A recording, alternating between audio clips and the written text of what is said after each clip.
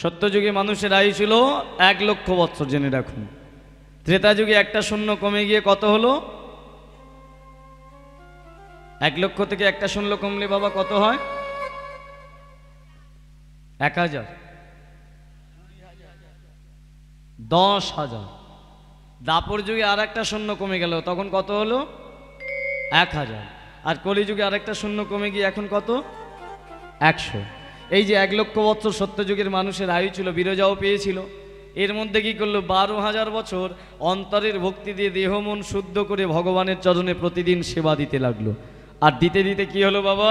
একটা জিনিস মনে রাখবেন, ক্লাসের সব ছাত্রকে মাস্টারমশাই ভালোবাসে না।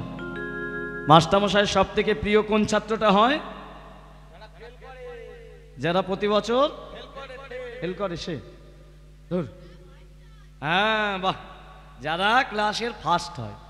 তা ভগবান দেখলো 33টা দাসীকে সৃষ্টি করেছি, সবার থেকে সুন্দর করে সেবা একমাত্র বিরজাই দিচ্ছে, সবার থেকে অন্তরের ভক্তি বেশি বিরজার। এক কাজ করি, ওকে একটু পরীক্ষা করি তো, ও যে আমার চরণে ভক্তিটা নিবেদন করে কেমন। হঠাৎ করে ভগবান একদিন নিচের পাপড়িতে এসে ডাক দিল, বিরজা। আর যেই বিরজা বলেছে, বিরজা মনে মনে ভাবছে কি ব্যাপার। দেখতে দেখতে দেখতে দেখতে 12,000 বছর কেটে গেল, আজকে গোবিন্দ আমার প্রাপ্তিতে কেন? গোবিন্দ আপনি? বলে এই শোন বিরজা, আজকে আমি খুশি হয়ে তোর কাছে এসেছি। কেন জানিস? তোকে একটা বর দিতে। বর মানে শোন, কারখানায় অনেক কর্মচারী তো কাজ করে, যারা ভালো কাজ করে তাদের মালিক কি দেয়? প্রমোশন না ডিমোশন? মাইনে বাড়ায় না কমায়? বাড়ায়। তোরা 33টা দাসী আমার সেবা দিয়েছিস, সব থেকে তোর সেবা ভালো লেগেছে, বল তুই কি চাস, কি পেলে খুশি হবি? আমি তোকে বর দিতে চাই। যেই বলে যে বিরজা বলে, গোবিন্দ চাওয়ার তো অনেক কিছু আছে। বলে তাই নাকি, তুইও চাস? বলে হ্যাঁ, তবে একটা জিনিস বেশি চাই। এই কি চাস বল না আমাকে। হে ভক্তমণ্ডলী, এই যে মায়েরা যারা আছেন, যদি ভগবান আপনাদেরকে সেখানে বলে কার কি চাওয়ার আছে, কি চাইবেন? বলে আমাদের আবার চাওয়ার ঠিক আছে? 1 বস্তা টাকা।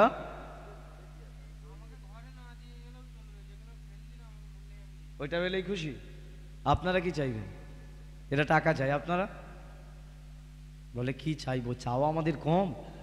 হ্যাঁ, যার 10,000 মাইনে সে 20,000 চাইছে, যার 1 তলা জমি বাড়ি ছিল 2 তলা চাইছে, যার 1 বিঘে জমি ছিল 2 বিঘে চাইছে, চাই না? যে একটুখানি ফর্সা ছিল, ফেয়ার লাভলি মেখে মেখে আরো ফর্সা হতে চাইছে। এতে কি হচ্ছে? ভগবান কাউকে সুখে রেখেছে? কেউ সুখী? আমরা সবাই দুঃখী, চাইলে এত বেশি, কিন্তু চাওয়ার মতো চাইলে সুখী হওয়া যায়। কেমন? বিরজার চাওয়া দেখুন। বলে গোবিন্দ অনেক কিছু চাওয়া আছে, তবে একটা জিনিস আমি বেশি করে চাই। বলে কি চাস? বলে আমাকে একটা দিন দেবে তুমি। বলে একটা দিন নিয়ে কি করবি? বলে জানো, তোমার চরণে যেই না সেবা দিতে যাই, সবে হাতটা বোলাচ্ছি, ভালোবেসে কি সুন্দর তোমার চরণ, তো অমনি পিছনের একজন এসে বলে এই তোর সময় শেষ হয়ে গেছে, চলে যা। 33টা দাসী ওইটুকু তোমার চরণে বসে সেবা দিতে আমার ভালো লাগে না, তুমি এক কাজ করো। বলে কি? বলে আমাকে একটা দিন দাও, একটা দিন এই গোলকের মাঝে কোনো দাসী থাকবে, এই গোলকের মাঝে তোমার 32টা দাসীর কেউ থাকবে না, এমন কি তোমার রাধারানীও থাকবে না, শুধু আমি একা থাকবো, শুধু একা থাকবো। আর সেই একা কি করবো জানো? সারাদিন তোমার চরণ তলে বসবো, তোমার চরণ দুটি আমার হৃদয় মাঝে ধরবো, আর ধরে আমার মনের মতো করে কি করবো জানো? আমি তোমার চরণ সেবা করিব, আমি তোমার চরণ সেবা করিব। বলে আমার মনের মতন করে, আমি তোমার চরণ সেবা করিব। আমার মনের মতন করে, আমি তোমার চরণ সেবা করিব। অবাক হয়ে গেলেন গোবিন্দ। অবাক হবার মতো নয় মা, ভেবে দেখুন, একটা মেয়ে 12,000 বছর ভগবানের চরণ সেবা করে, ভগবান যখন নিজে তাকে বর দিতে চাইছে, সে চাইল না অর্থ, সে চাইল না গোলকের সিংহাসন, সে চাইল না নিজের মান মর্যাদা প্রতিষ্ঠাতা, চাইল কি? একটা দিন। আর সেই দিনটা কি করবে? তাও ভগবানের চরণে বসে একার মতো করে সেবা করবে। ভগবান বলে বাবা, এত সুন্দর চাওয়া। এই জগতে 12 মিনিট আমার পুজো করে কে বলে গাড়ি দাও, কে বলে বাড়ি দাও, কে বলে টাকা দাও, কে বলে পয়সা দাও, আর তুই 12,000 বছর ধরে ডেকে এটাই তোর চাও? বলে হ্যাঁ প্রভু। বলে শোন, তোর চাওয়াটা আমার খুব ভালো লেগেছে, তাই তোকে আমি আশীর্বাদ করছি, এই গোলকের মাঝে একদিনের জন্য, একটা দিনের জন্য তুই একা আমার চরণ সেবা করতে পারবি। শুধু তাই নয়, একটা দিনের জন্য আমি খুশি হয়ে আর একটা তোকে বর দিলাম। বলে কি? একদিনের জন্য তুই আমাকে স্বামী রূপে লাভ করবি। নিতাই গৌর হরিব। একটা জিনিস মনে রাখবেন, ভগবানের কাছে সামান্য চাইলে অসামান্য পাওয়া যায়, অল্প চাইলে বেশি দেয়, আর বেশি চাইলে সব কেড়ে নেয়। হ্যাঁ, বিরজা তার প্রমাণ। বিরজাকে যেই বলেছে গোবিন্দ আমি তোর একদিনের জন্য স্বামী হব, বিরজা বলে গোবিন্দ কবে হবেন বলুন তো? আর ধৈর্য ধরছে না। আপনি আমার স্বামী হবেন আর স্বামী রূপে পাবো, এটা তো বরং সৌভাগ্য। এবার যেই বলেছে গোবিন্দ বলে এই দাঁড়া, এই এই এই ওই যা পড়ে যাবো, ওই যা এক্ষুনি পড়ে গেল। আরে এই বিরজা, এক্ষুনি নিতে হবে তোকে। এই তো শোন শোন শোন, আস্তে আস্তে আস্তে। আমি তোকে কথা যখন দিয়েছি আমি তোর স্বামী হব, তবে এই যুগে নয়, এই এখন নয়। এখন নয় মানে? বলে শোন, তোকে যে আমি স্বামী হব বললাম, আগে ওদিকটা তো ম্যানেজ করতে হবে। বলে কোন দিকটা? বলে ওই যে আমার বাম পাশে যে বসে থাকে। ও মা, গোবিন্দের বাম পাশে কে থাকে? রাধারানী। আচ্ছা বিরজা তুই বল, আমি এক্ষুনি গিয়ে বলতে পারবো যে রাধে একদিনের জন্য পদ্মালয় থেকে চলে যাও, আমি বিরজাকে আমার বউ করব? পারবো বলতে? আপনারা যারা মায়েরা আছেন, আপনাদের স্বামী যদি আপনাদেরকে বলে বউ একদিনের জন্য সংসার ছেড়ে দে, একটা নতুন বউ নিয়ে আসবো, ছেড়ে দেবেন? বলে দেখো না, মেরে বালি চাপা দিয়ে দেবে। সেও হাসছে, দেখো তুই বুঝিস মানেটা? হ্যাঁ, বড় না মানো। হরি বল হরি বল। সব ভাগ দেওয়া যায়, কিন্তু স্বামীর ভাগ দেওয়া যায় না। তা বাবা গোবিন্দ বলে এই বিরজনার অপেক্ষা কর, তুই আমাকে পাবি, কথা যখন দিয়েছি পাবি, অপেক্ষা কর, একদিন না একদিন তোকে ডেকে নেব। ভগবান মনে মনে ভাবছে কি করে বিরজার স্বামী হওয়া যায়, কি করে হওয়া যায়। একটা বুদ্ধি কি, আমার রাধারানী এক একদিন ক্ষীরোদের কুলে একা চলে যায় সকালবেলা, সারাদিন ভজন সাধনা করে, আর ভজন করতে করতে সারা দিন কেটে যায়। আমি অপেক্ষায় থাকি, ও যেদিনকে ওইখানে চলে যাবে, আর আমি কি করব, বিরজাকে টুক করে ডেকে নিয়ে 32টা দাসীকে ছুটি দিয়ে দেব, আর সবাইকে একটু ঘুষ গাছ দিয়ে দেবো, বলবো কেউ বলবি না, আমি বিরজার সাথে প্রেম করে নেব। কিন্তু না, বাই চান্স কেউ বলে দিতে পারে রাধাকে, আর যদি চলে আসে তার থেকে এক কাজ করি, রাধা যেদিন চলে যাবে আমিও গোলক থেকে চলে যাব অন্য জায়গায়, কেউ জানতে পারবে না, একটা দূরে মন্দির তৈরি করে বিরজার সাথে লুকিয়ে প্রেম করে নেব। দেখতে দেখতে মা তাই হলো। একদিন রাধারানী ক্ষীরোদের কুলে গেছে, আর গোবিন্দ কি করলো, ওই গোলক থেকে অনেকটা দূরে গিয়ে নিজের মনের মতো করে একটা রাস মন্দির সাজাচ্ছে। দ্বিতীয় প্রশ্ন বলেছিলাম, প্রথম রাসকেলি করেছিল এই বিরজাকে পরীক্ষা করার জন্য। রাস মন্দির সাজাচ্ছে, ভগবান বিরজার সাথে প্রেম করবে। কেমন সেই মন্দির? আহা মনোহর, একটু উলুধ্বনি হোক। সমন্দির যতনে মণ্ডিত, হরিবল। মনোহর সুমন্দির রতন মণ্ডিত, মনোহর সুমন্দির রতনে মণ্ডিত, মনোহর সুমন্দির রতন মণ্ডিত। আবার 12 দিকে 12 দ্বার দেখি সুশোভিত, দেখি সুশোভিত। দেখো 12 দিকে 12 দ্বার দেখি সুশোভিত, দেখি সুশোভিত। একটা জিনিস জেনে রাখবেন না, এই জগতে আমরা যদি প্রেম করি হয় সেটা জ্বালা, আর ভগবান যদি প্রেম করে সেটা হয় লীলা। কেন লীলা? দেখুন, ভগবান বিরজাকে পরীক্ষা করার জন্য যে মন্দিরটা সাজাচ্ছে কি দিয়ে জানেন? মনোহর সুমন্দির রত্নে মণ্ডিত। ভাবুন, এটাই সেই মন্দির, মনের মতো করে গোবিন্দ সাজাচ্ছে কি দিয়ে? রত্ন দিয়ে। রত্ন মানে মূল্যবান ধাতু। তার মধ্যে তিনি কি দিয়ে সাজালেন জানেন? সোনা দিয়ে। সোনার মন্দির করে সোনার অলংকার রাখলেন। কেন? ভগবান জানেন যে নারী জাতির দুটো জিনিসের প্রতি লোভ বেশি। কিসের প্রতি মা? ওই তো সোনা আর আমদানি শাড়ি গো। সোনার আমদানি শাড়ি? হ্যাঁ। এখন আমদানি শাড়ি বলে কোনো শাড়ি আছে? হ্যাঁ, কি শাড়ি? জামদানি, যাই হোক, শাড়ি আর সোনা, এটা তো ঠিকই বলেছে। দুটো জিনিসের প্রতি আপনাদের লোভ বেশি। ভগবান পরীক্ষা করার জন্য কি করলো না, মন্দিরটা সোনা দিয়ে সাজিয়ে রাখলো। কেন জানেন? বিরজাকে ডাকবো, আর এত সোনা পেয়ে যদি আমায় ভুলে যায়, তাহলে জানবো আমার থেকে সোনার প্রতি প্রেম বেশি। আর তখন বলবো তুই সোনা নিয়ে চলে যা, আমার তোকে লাগবে না। কিন্তু সোনা ছেড়ে যদি মেয়েটা আমার কাছে আসে, তার জন্য কি করলো, নিজের শরীর থেকে 12টা শখা তৈরি করলো। ভগবান মনে করলে সব পারেন। মন্দিরটার 12টা দরজা করিয়ে 12টা দ্বারে রেখে দিয়ে প্রধান দ্বারে ললাট থেকে সৃষ্টি করলো একজনকে, যার নাম দিল শ্রীদাম। এই এদিকে আয়, ওই প্রধান দ্বারটাই তুই থাকবি।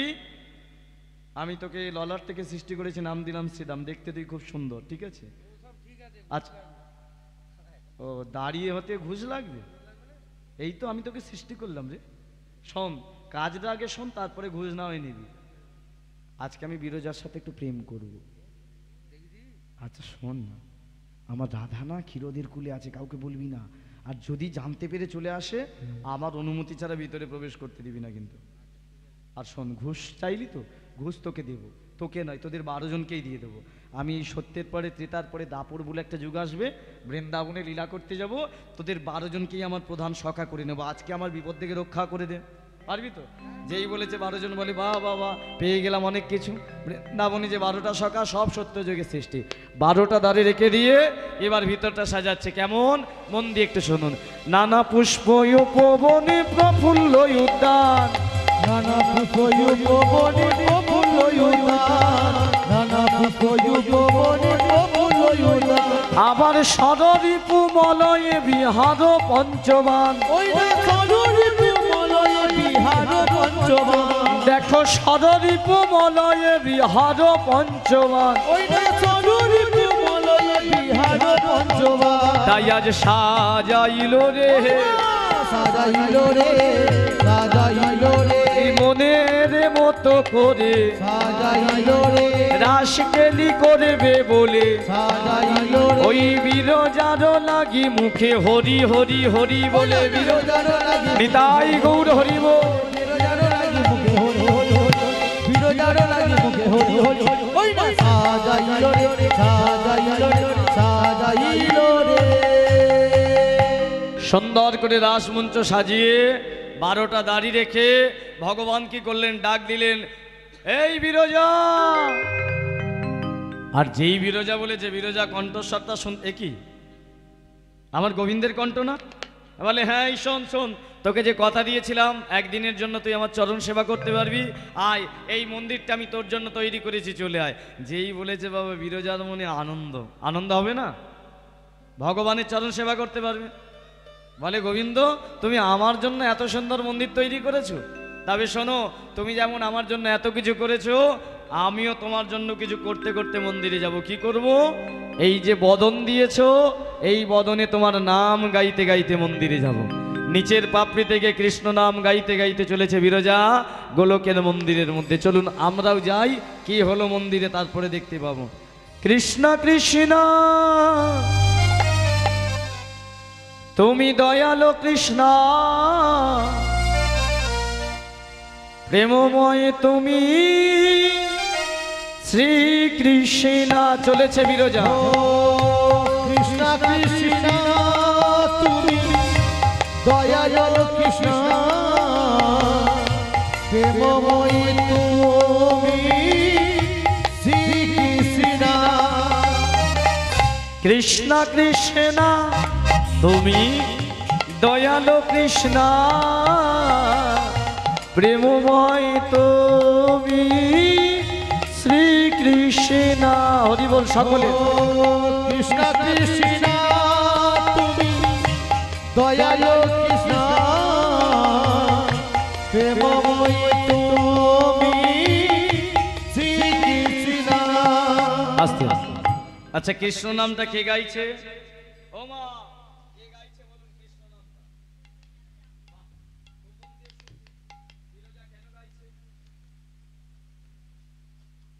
বিরজা গাইছে বলে দিলেন, শুনছেন। আচ্ছা, কেন গাইছে সে? আনন্দে গাইছে। আনন্দটা কি? ভগবানকে স্বামী রূপে পাবে। আচ্ছা, আপনারা যারা বসে আছেন দূর দূরান্তে, আপনাদের যদি আমি বলি আমার সাথে একটু কৃষ্ণ নাম গাইবেন, এখন সকলে গাইবেন? কিন্তু বিরজা তো ভগবানকে স্বামী রূপে পাবে বলে গাইছে। আপনারা কিছু পেয়েছেন ভগবানের কাছ থেকে যে গাইবেন? ভগবান কিছু দিয়েছে? বলে দিলে আর এখানে বসে থাকি, যাদের দিয়েছে তারা উঠে পালিয়ে গেছে ঘরে, তাই না? তবে একটা কথা মনে রাখবেন, এ পৃথিবীতে আমরা যা পেয়েছি অন্য কেউ পাইনি। যদি বলেন কি পেয়েছি, এই যে মায়েরা, এ পৃথিবীতে সর্বশ্রেষ্ঠ যেটা পেয়েছি সেটা হলো মানব জনম। কারণ এই পৃথিবীতে 84 লক্ষ জনি আছে, পশুকুল আছে, কীটকুল আছে, পতঙ্গকুল আছে, সর্পকুল আছে। সব থেকে আমরা যে কুলটা পেয়েছি সেটা হলো মানবকুল। আর এই মানবকুল পেয়েছি আমরা ধন্য। কেন? এই গরম, প্রচণ্ড গরম, ঘরে গিয়ে পাখাটা চালিয়ে ঘুমাতে পারবো না? কনকনে ঠান্ডা গেল, কম্বলটা গায়ে দিয়ে ঘুমাতে পেরেছি। প্রবল বর্ষা এলে ছাতাটা ধরতে পারি। বলুন তো একটা কুকুর কি পারে? হ্যাঁ পারে মা? আচ্ছা, কুকুরের ভগবান মানুষের ভগবান আলাদা? সকলের ভগবান একজন। তাহলে আপনি কেন মানুষ হলেন কোনোদিন ভেবে দেখেছেন? এই বাবা, এই মন দিয়ে শোন, মানুষ এ কারণেই আমরা হয়েছি, আমাদের যে কুলে ভগবান পাঠিয়েছে সেই কুলটার নাম মানব কুল। কেন? আমরা যেটা মানতে পারবো সেটা অন্য কেউ মানতে পারবে না। মানাটা কিরকম?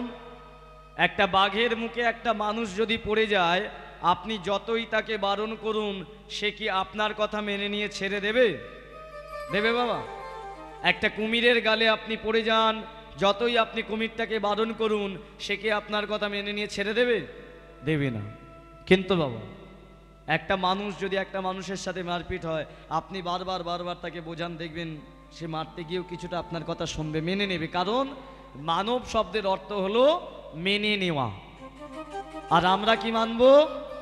আমরা প্রধান এটাই মানব যে এই পৃথিবীতে স্থাবর জঙ্গম যা কিছু এবং আমি পর্যন্ত সৃষ্টি হয়েছি একমাত্র ভগবানের কৃপায়।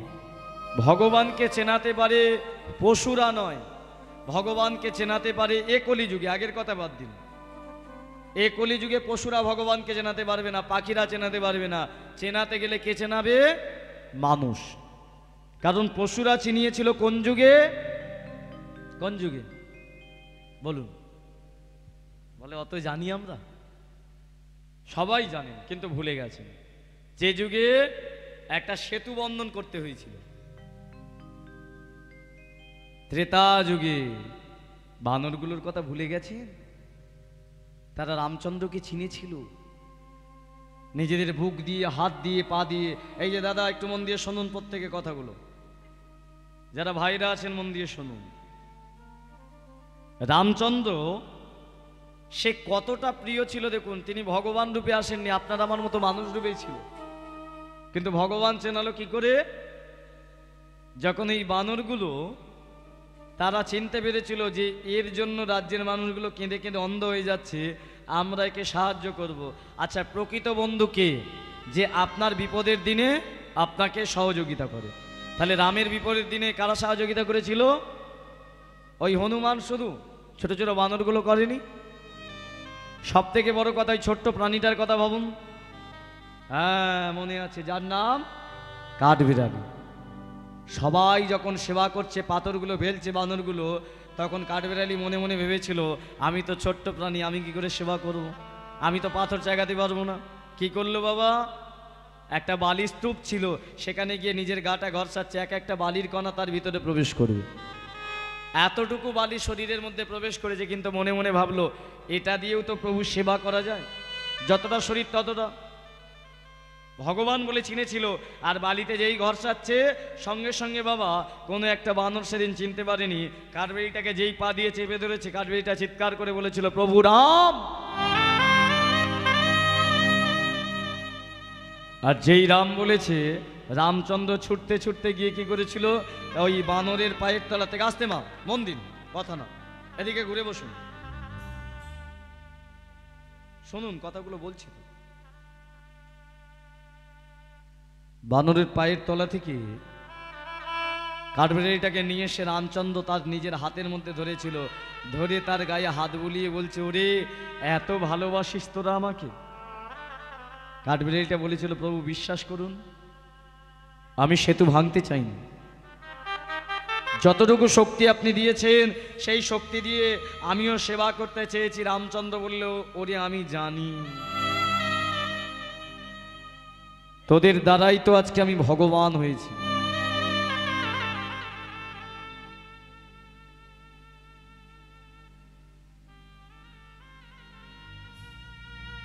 তোদের জন্যই আজকে আমি ভগবান হয়েছি। তোরা যদি না চেনাতিস আমাকে, কেউ চিনত না। তোরাই আমার প্রকৃত সেবক।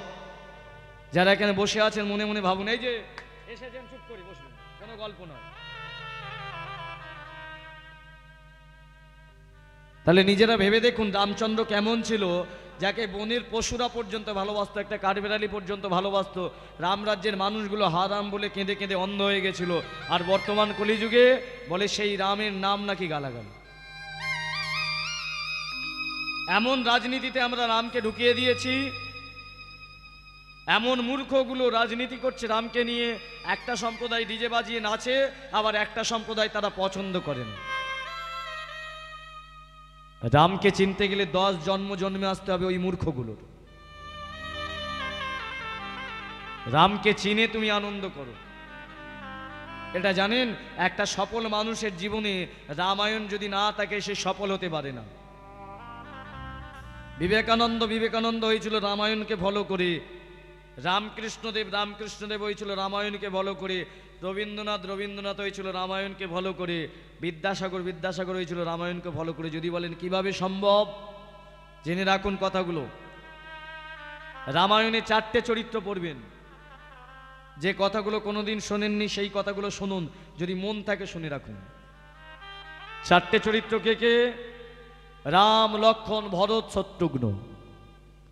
এই 4টে চরিত্র থেকে কি শিক্ষা নেবেন? একজন সফল মানুষ সে যার মধ্যে ধর্ম, অর্থ, কাম এবং মোক্ষ 4টে সফল পেয়েছে। যে ধর্মকে জয় করেছে সেই সফল, যে অর্থকে জয় করেছে সেই সফল, যে কামকে নিয়ন্ত্রণ করতে পেরেছে সেই সফল, আর যে লক্ষ্য পূর্ণ করতে পেরেছে, স্বপ্ন পূর্ণ করতে পেরেছে সেই সফল।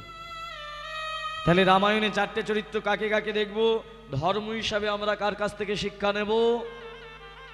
রামচন্দ্রের কাছ থেকে। কি শিক্ষা নেবেন?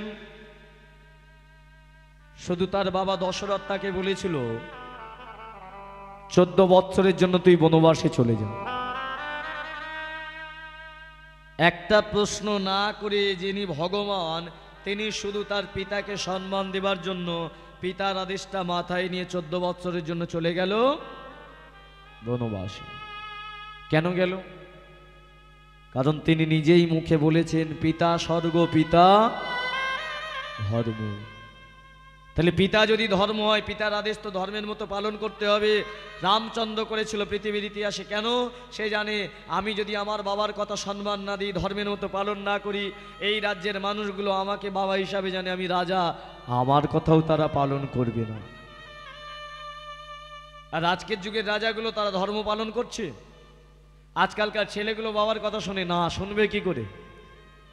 তারা রামকে চেনে না, রামকে জানে না, রামায়ণ পড়েনি। রামের চরিত্রটা দেখে শেখা যায় তো যে সত্যি এমন একটা ছেলে যে ভগবান হয়ে বাবার কথা শুনে 14 বছর একটা পর্ণকুটিরে কাটালো বনের মধ্যে। যে মনে করলেই সোনার সিংহাসনে ঘুমাতে পারত, সোনার থালায় খেতে পারত, সব ছেড়ে দিয়ে বনের মধ্যে ফল আহার করে রয়ে গেল। এত বড় বিশ্বেতে ধর্ম পালনকারী কেউ আর আছে বাবা? তাহলে প্রথম শিক্ষাটা কার থেকে নিলেন? রামের থেকে। দ্বিতীয় শিক্ষা কি? অর্থ। আজকালকার দিনে অর্থ মানুষের কাছে এলেই সেই অর্থের দ্বারা নিজেদেরকে রাজাধিরাজ মনে করে সেই অর্থের দ্বারা শোষণ করে আমাদেরকে। নিজেদের ব্যাংক ব্যালেন্স করতে ব্যস্ত হয়ে যায়, নিজেদের আখেরি গোছাতে ব্যস্ত হয়ে যায়। কিন্তু অর্থ কি করে ব্যবহার করতে হয় দেখিয়েছিল রামায়ণে। কে? রাম যাকে সব থেকে বেশি ভালোবাসত, রামের একটি ভাই। কি নাম বলুন তো? কে? রাম সব থেকে কাকে ভালোবাসত?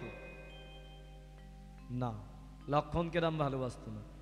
সব থেকে, হ্যাঁ বাহ, সব থেকে বেশি ভালোবাসত ভরতকে। যেদিন রামচন্দ্র বনবাসে যায় সেদিন ভরত কিন্তু ছিল না ওই রাজ্যে। কোথায় গিয়েছিল? অযোধ্যা থেকে অনেকটা দূরে। মন দিয়ে শুনে রাখুন, একটা মন্দির ছিল। কিসের? না রামচন্দ্রের পূর্বপুরুষদের যারা মারা গিয়েছিল তাদের মূর্তি রাখা ছিল মন্দিরে। যেদিন যার মৃত্যুদিন সেদিন গিয়ে স্মরণ করে আসতো ভরত। তা বাবা রামচন্দ্র যেদিন বনবাসে যাবে সেই দিন ভরত সকালবেলা সেখানে চলে গেল। আর সেখানে গিয়ে সন্ধ্যাবেলা স্মরণ সভা শুরু হলো। ভরত কি করেছে, একটা হাতে প্রদীপ নিয়েছে, আর প্রদীপটা হাতে নিয়ে পূর্বপুরুষদের সেই মন্দিরে প্রদীপটা জ্বালাইয়ে স্মরণ করছে। হঠাৎ করে হাতের প্রদীপটা যেই নিভে যায়, ভরত বুঝতে পারে তার রাজ্যে কোনো অঘটন ঘটেছে। ছুটতে ছুটতে ছুটতে ছুটতে অযোধ্যায় আসে। আর এসে যখন শুনলো তার দাদা রামচন্দ্র 14 বছরের জন্য বনবাসে চলে গেছে, মাথায় পড়েছিল বজ্রপাত, চিৎকার করে ডেকে উঠল, দাদা!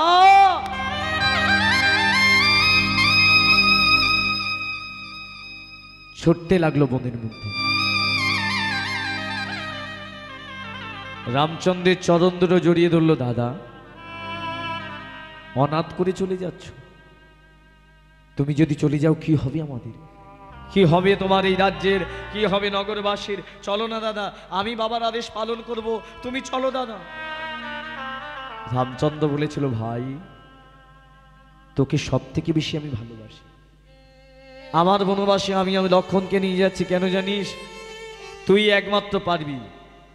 আমার পরে যদি এই অযোধ্যার মাটিতে কেউ যদি অর্থকে সঠিক ব্যবহার করতে পারে, একমাত্র তুই। যা ভাই, আমার সিংহাসনে গিয়ে বস। রাজ্যের অর্থঘারী আমি কোটি কোটি স্বর্ণ মুদ্রা হিরে মুদ্রা রেখে এসেছি, তুই এক কাজ করিস, ওখান থেকে সব ব্যবহার করিস।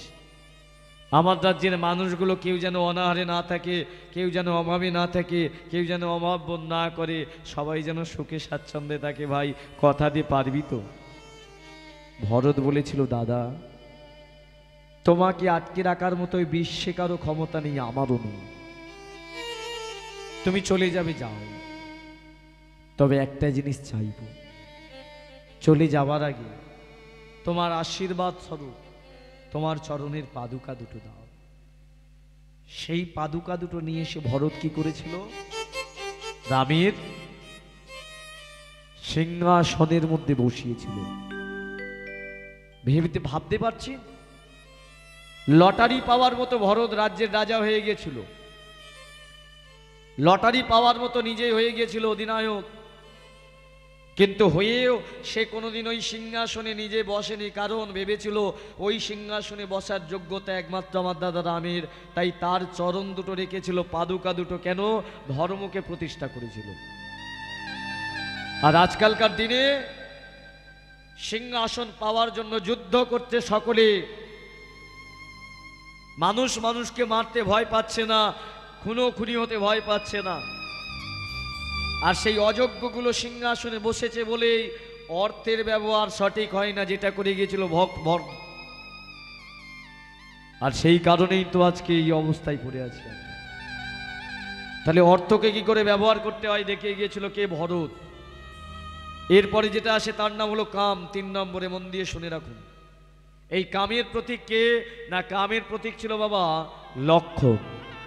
কামকে কি করে নিয়ন্ত্রণ করতে হয় দেখিয়ে গেল। কিরকম? 14টা বৎসর বনের মধ্যে একটা ভাঙা পর্ণকুটির, পৃথিবীর সব থেকে সুন্দরতম রমণী নারী যার নাম সীতা, যে সম্পর্কে তার বৌদি হয়, একটা ঘরের মধ্যে 14 বৎসরই ছিল বাবা বনের মধ্যে। কিন্তু কোনোদিন বাবা লক্ষণ সীতার চরণ ছাড়া মাথার দিকে তাকায়ে দেখল না। দেখেছিল? আর আজকালকার লক্ষণগুলো ওই যে বসে আছে, ওরা মেয়েদের কোন দিকে তাকায়?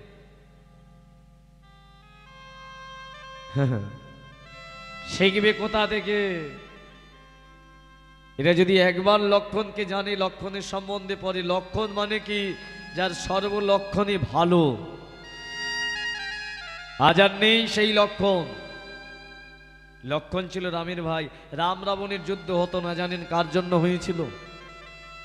একমাত্র রাবণের একটা বোন ছিল যার নাম শূর্পণখা, যে রামকে ভালোবেসে ফেলেছিল। বনের মধ্যে একদিন এসে রামকে বলে উঠল, আপনাকে আমি ভালোবেসে ফেলেছি মন থেকে, তাই বিয়ে করতে চাই। রাম তখন বলেছিল আমি বিবাহিত, আমার একটা ভাই আছে অবিবাহিত, তাকে গিয়ে বিয়ে করো। এখানেও একটা শিক্ষা দিয়ে গেল রাম। কি? তাহলে রামচন্দ্র সুপুরুষ, দেখতে সুন্দর, বনের মধ্যে একা আছে, একটা সুন্দরী নারী এসে বলছে তাকে আমি তোমায় বিয়ে করতে চাই। সে এক কথায় বলে দিল আমি বিবাহিত, যাও আমার ভাইয়ের কাছে যাও। কিন্তু এখনকার দিনে বলুন তো, একটা সুন্দর দেখতে ছেলে, তার যদি বাড়ি আপনাদের কোম্পানি পুকুরে হয়, সে যদি বিবাহিত হয়, কোনোদিন বারুইপুরে যদি একা বিয়ে বাড়িতে যায়, আর বিয়েতে যদি একটা সুন্দর মেয়ে তাকে বলে আমি তোমায় ভালোবাসি, সে একবারও বলবে আমি বিবাহিত? হ্যাঁ, বলবে? বাবা, ওখানেও একটা করতে ভয় পাবে না।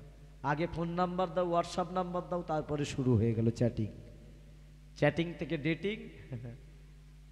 দেখতেন তো সমাজের অবস্থা। আমার থেকে একটা রোগা ছেলে ছিল না, কদিন আগে কটা বিয়ে করলো? হ্যাঁ, আরে বাবা, যে ধরে নিয়েছে ঠিক। কাকা আর বিয়ে করব না, হরি বল হরি বল। কটা করলো? 3টে হয়ে গেছে, এখনো হবে, বাকি আছে। দাদাম কিসের জন্য? এসব কামের লক্ষণ। বর্তমান দিনে এই সমাজ খারাপ হয়ে গেছে। এমন কোনো গ্রাম নেই, এমন কোনো শহর নেই, এমন কোনো জায়গা নেই যেখানে পরকীয়া হচ্ছে না। এক পুরুষ এক নারীতে আসক্তি হচ্ছে না, এক নারী এক পুরুষে আসক্তি হচ্ছে না। একটা পুরুষেরও 3-4টে নারীর প্রয়োজন হচ্ছে, আর একটা নারীরও 3-4টে পুরুষের প্রয়োজন হচ্ছে। হচ্ছে না মা? আমার মতো জেনারেশনের ছেলেগুলো তো সব ফোনে কামি মত্ত। শিখবে কাকে দেখে? তারা যদি না পড়াশোনা করে লক্ষণকে নিয়ে। তা লক্ষণের কাছে যখন শূর্পণখা এসে বলল যে আমি আপনার দাদাকে ভালোবেসে বিয়ে করতে চেয়েছিলাম, দাদা বিবাহিত, তাই আপনাকে বিয়ে করতে চাই, তখন লক্ষণ কি বলেছিল? আমার দাদাকে ভালোবাসেন আর আমায় বিয়ে করবেন, এটা হতে পারে? তাহলে আপনার মনটা তোমার দাদার কাছে থাকবে। তখন শূর্পণখা বলেছিল আমি জানি আমাকে না বিয়ে করার কারণটা কি। বলে কেন? যার ঘরে এত সুন্দর বৌদি রমণী থাকে, সে আমায় বিয়ে করবে। যেই বলেছিল, লক্ষণ কি করেছিল? শূর্পণখার নাকটা কেটে, যাকে আমি মায়ের চোখে দেখি, যার চরণ ছাড়া দেখি না, তার সম্বন্ধেই কুমনোভাব, ওই যে নাক কেটে দিল বাবা। তখনই ওই শূর্পণখা গেল রাবণের কাছে অভিযোগ জানাতে, যেন রামের বংশ ধ্বংস হয়ে যায়। কিন্তু ধ্বংস হয়ে গেল কার বংশ? রাবণের। রামের বংশ ধ্বংস হয়নি, তবে বেঁচে ছিল একজন, কে জানেন? যার নাম শূর্পণখা। এই শূর্পণখা কি করেছিল জানেন? দৈত্যদের গুরু শুক্লাচার্যকে বিয়ে করেছিল। আর শুক্লাচার্যকে বিয়ে করে বলেছিল রামের বংশ ধ্বংস চাই। শুক্লাচার্য বলেছিল শিবের উপাসনা করো, যদি কোনো পথ খুঁজে পাও। শিবের উপাসনা করার পরে শিব এসে বলে উঠল কি চাই শূর্পণখা?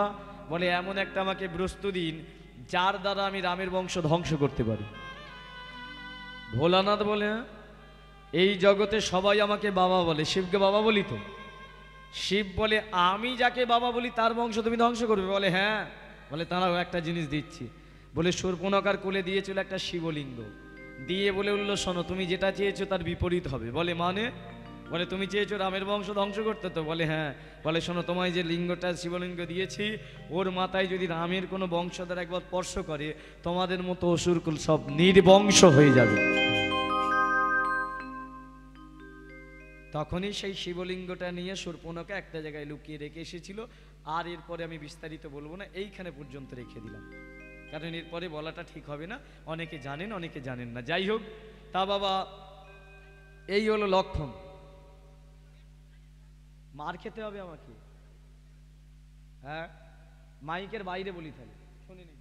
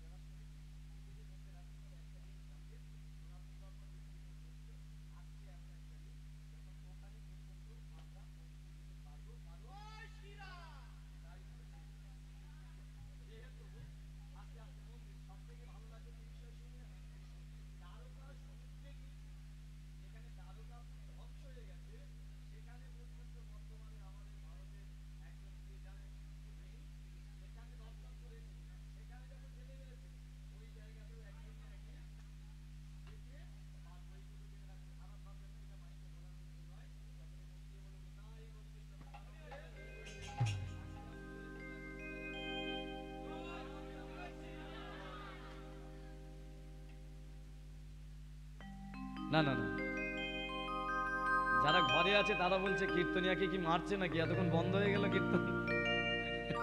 হরি বল হরি বল, নিতাই গৌর হরি বল হরি বল, সকলে প্রেমানন্দে বল নিতাই গৌর কৃষ্ণ প্রেমানন্দে হরি বল হরি বল। তাহলে তিনটে চরিত্র পেলাম, কি? ধর্ম হলো রাম, অর্থ হলো ভরত, আর কাম হলো কে? লক্ষণ। আর লক্ষ্য পূরণ, অর্থাৎ লক্ষ্য পূরণ করেছিল কে? একমাত্র শত্রুঘ্ন। কিভাবে? সে যখন দেখলো একটা দাদা ধর্মকে জয় করেছে, একটা দাদা অর্থকে জয় করেছে, একটা দাদা কামকে জয় করেছে, আমার জয়ের কিছু নেই, তিনজনের চরণের দাস হয়ে যাওয়া, নিতাই গৌর হরি বল। তাহলে দেখুন সেই রামায়ণ কত বড় শিক্ষা দিয়ে গেল, তার শিক্ষায় সনাতন ধর্মে আমরা আছি। সেই রামই শ্যামরূপে, কৃষ্ণরূপে, গৌর রূপে জন্ম নিল। তাহলে আমাদেরকেও দিয়েছে মানব জন্ম, আমরা চিনতে শিখেছি। একটু হাত জড়ো করে সকলে বলুন, আমি বলবো শুনে শুনে গান প্রত্যেকে। হরে কৃষ্ণ হরে কৃষ্ণ, জোরে জোরে, কৃষ্ণ কৃষ্ণ হরে হরে হরে রাম হরে রাম রাম রাম হরে হরে। আচ্ছা, এটা আমাদের মতো বললাম, এবার বিরজার মতো একটু করতালি দিয়ে বলি, যে গোলকের মন্দিরে যাচ্ছে, সকলে তালে তালে। হরে কৃষ্ণ কৃষ্ণ কৃষ্ণ হরে হরে, হরে রাম রাম রাম হরে হরে। হরে কৃষ্ণ কৃষ্ণ কৃষ্ণ হরে হরে, হরে রাম রাম রাম হরে হরে। হরে কৃষ্ণ কৃষ্ণ কৃষ্ণ হরে হরে, হরে রাম রাম রাম হরে হরে। হরে কৃষ্ণ কৃষ্ণ কৃষ্ণ হরে হরে, হরে রাম রাম রাম হরে হরে। আচ্ছা, একটু দুই বাহু তুলে বলা যাবে সকলে প্রেমানন্দে, প্রত্যেকে তুলুন। মায়েরা যে কজন আছেন তুলুন, এই যে বোনেরা তুলো না, নালে পরের জন্মে আর ফেয়ার লাভলি মাখার হাত পাবে না। পেয়েছো তো, এই জন্মে একটু তুলে নাও। হ্যাঁ তুলেছো, কৃপা করে। হ্যাঁ বৌদি ভাই, আমি গাইবো শুনে শুনে। হরে কৃষ্ণ হরে কৃষ্ণ হরে কৃষ্ণ হরে কৃষ্ণ কৃষ্ণ হরে হরে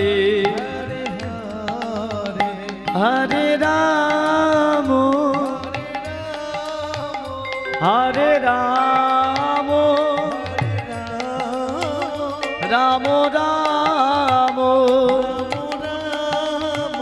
রাম হরে হরে। হরে কৃষ্ণ কৃষ্ণ কৃষ্ণ হরে হরে, হরে রাম রাম রাম হরে হরে। হরে কৃষ্ণ কৃষ্ণ কৃষ্ণ হরে হরে, হরে রাম রাম রাম হরে হরে। হরে কৃষ্ণ কৃষ্ণ কৃষ্ণ হরে হরে, হরে রাম রাম। নিতাই গৌর হরি হরি বল। কৃষ্ণ কৃষ্ণ কৃষ্ণ হরে হরে, হরে রাম রাম রাম হরে হরে। হরে কৃষ্ণ নিতাই গৌর কৃষ্ণ প্রেমানন্দে হরে রাম রাম রাম হরে হরে। আনন্দ পেলেন একটু? বলে যা কষ্ট দিলে হাত দুটো যেন কনকন করে খসে গেল, তাই তো? তবে যেখানে বাঘের ভয় সেখানে, এখানে কতজনের রাত হয়ে গেছে জানেন? কি বড় বড় হা।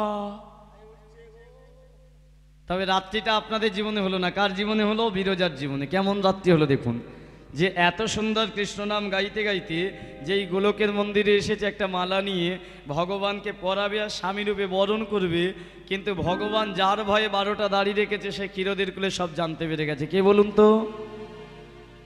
হ্যাঁ, কি ব্যাপার? এতটা বেলা হলো, অন্যদিনে আমার গোবিন্দ তো 7-8 বার ফোন করে, আজকে একটা মিস কল তো দিল না। ক্ষীরদের কুলে, ও তখন ফোন ছিল না, তাই তো? ছিল না। ক্ষীরদের কুলে রাধারানী বসে মনে মনে ভাবছে অন্যদিন আমার গোবিন্দ দেখা করে যে আজকে এতটা বেলা হলো একবারই এলো না, কোথায় গেল?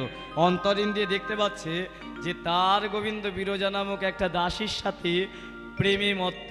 আর যেই দেখেছে সঙ্গে সঙ্গে রাধা রানীর ক্রোধ হলো, বিরজা তোর এত বড় স্পর্ধা, তুই দাসী হয়ে আমার গোবিন্দকে বিবাহ করবি? বরমালা নিয়ে গেছিস, আমি যাচ্ছি, এখনই গিয়ে তোকে অভিশাপ দিয়ে শেষ করব, আর ওখানেই তোকে মারবো আমি। ক্ষীরদের কুল থেকে ছুটতে ছুটতে ছুটতে ছুটতে চলল রাধা রানী ওই গোলকের মন্দিরের মধ্যে। কাঁদিতে কাঁদিতে রাধে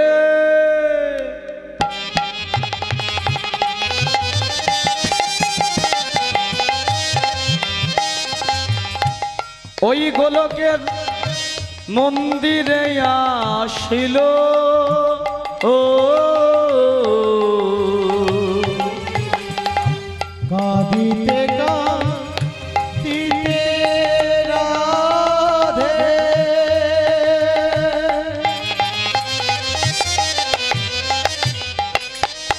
গোলকের মন্দিরে আসিল। দাড়ি রূপে শ্রীরামের দেখিতে পাইল রাধে। দাড়ি রূপে শ্রীরামের দেখিতে পাইল রাধে। দাড়ি রূপে শ্রীরাম। এই যে কে তুমি, কখনো দাঁড়িয়ে? আরে এই যে তোমায় বলছি, তুমি কে গো? আরে না, তুমি ওখানে ছিলে না। বলে বলো বলো কে বা তুমি? রাধা রানী বলছে শ্রীরাম শ্রীরাম। বলো বলো কে বা তুমি? কোনদিনও দেখি নাই আমি। বলো বলো কে বা তুমি? দাড়ি রূপে শ্রীরামের দেখিতে পাইল রাধে। দাড়ি রূপে শ্রীরামের দেখিতে পাইল। ভগবান আগে থেকে 12টা দাড়িকে সাজিয়ে রেখেছে, এটা তো আর রাধারানী দেখেনি। যার কাছে এলো তার নাম শ্রীরাম। বলে উঠল, এই কে রে তুই এখানে কেন? শ্রীরাম বলে উঠল, আমি দাড়ি। আর যেই কে রে তুই বলেছে মা, এই ধ্বনিটা শুনতে পেল কে? ভিতরে গোবিন্দ অন্তর্যামী। এবার বিরজার জীবনে কেমন অন্ধকার নেমে এলো দেখুন। যে বিরজা মালাটা নিয়ে দাঁড়িয়ে সবে গলায় পরাতে যাবে, ভগবান বিরজাকে বলল, বিরজা, গোবিন্দ তুই আমায় ভালোবাসিস, সেটা আপনি জানেন তো? আচ্ছা, আমি যদি তোকে কোনো আস্তে মাস্তে মন দিন, আমি যদি তোকে কোনো আদেশ করি তুই পালন করবি? যেই বলেছে বিরজা বলে, গোবিন্দ আপনি যদি বলেন আমি মরতেও পারি। বলে না না না না না, মরতে হবে না। এক কাজ কর, কি? তুই এক্ষুনি এই রাসমণ্ডলীটার মধ্যে কোনো একটা জায়গায় মানুষের রূপ ত্যাগ করে জল হয়ে লুকিয়ে পড়। যেই বলেছে জল হয়ে লুকিয়ে পড়, বিরজা মনে মনে ভাবছে গোবিন্দ হয়তো আমায় চালাকি করছে, পরীক্ষা করতে চাইছে। গোবিন্দ তুমি আমার সাথে চাতুরালি করছো? বলে বিরজা আমি যেটা বলছি তুই সেটা কর, এখনই জল হয়ে লুকিয়ে পড়। যেই বারবার এই কথাটা বলছে, বিরজার মাথায় যেন পড়ল বজ্রপাত। গোবিন্দ,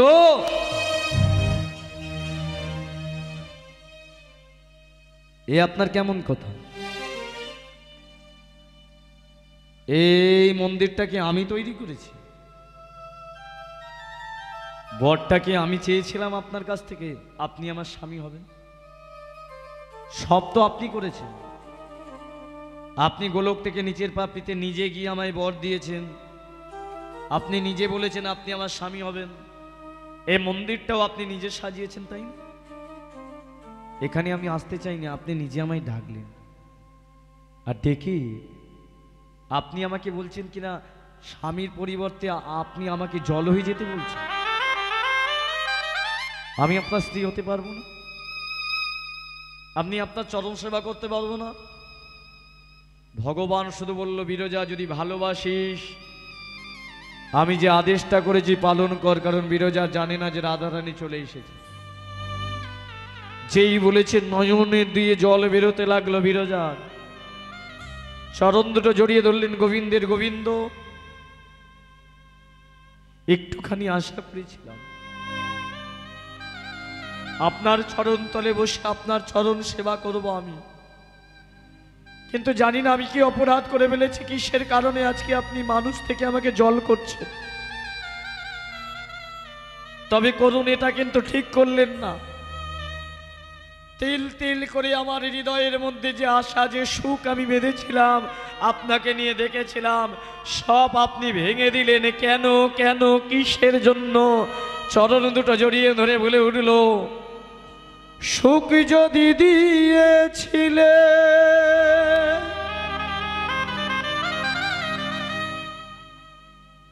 কেন কেড়ে নিলে, মিথ্যে ভালোবাসায় আমারই কাঁদালে। সুখ যদি দিয়েছিলে কেন কেড়ে নিলে, মিথ্যে ভালোবাসা আমারে কাঁদালে। সুখ যদি দিয়েছিলে কেন কেড়ে নিলে, মিথ্যে ভালোবাসায় আমার কাঁদালে। সুখ যদি দিয়েছিলে কেন কেড়ে নিলে, মিথ্যে ভালোবাসা আমারে কাঁদালে। ভেঙে দিলে ঘর করলে যা যাব, ভেঙে দিলে ঘর করলে যা যাব, ভেঙে দিলে ঘর করলে যা যাব, ভেঙে দিলে ঘর করলে যা যাব, কোন জনমের তুমি প্রতিশোধ নিলে বিধিরে,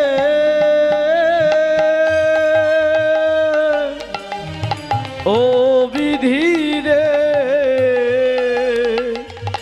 ও বিধিরে, ও বিধিরে। ধীরে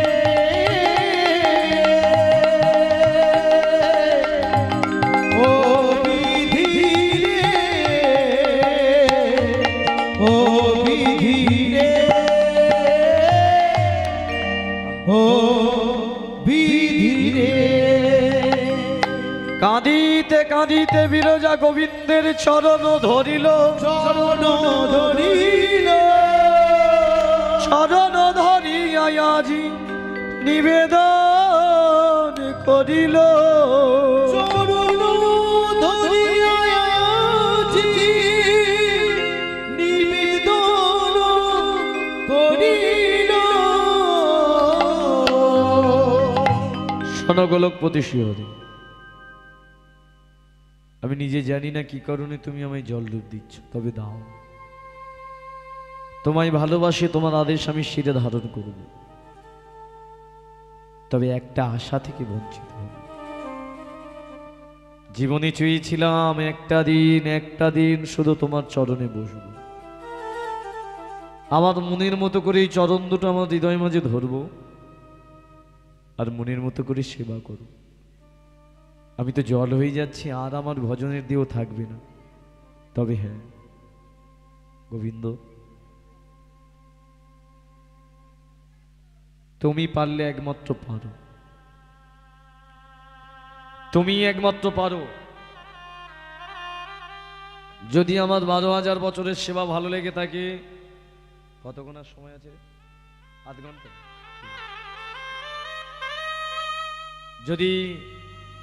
সেবা আমার ভালো লেগে থাকে গোবিন্দ, একটা দিনের জন্য তুমি আমাকে মানুষ করো।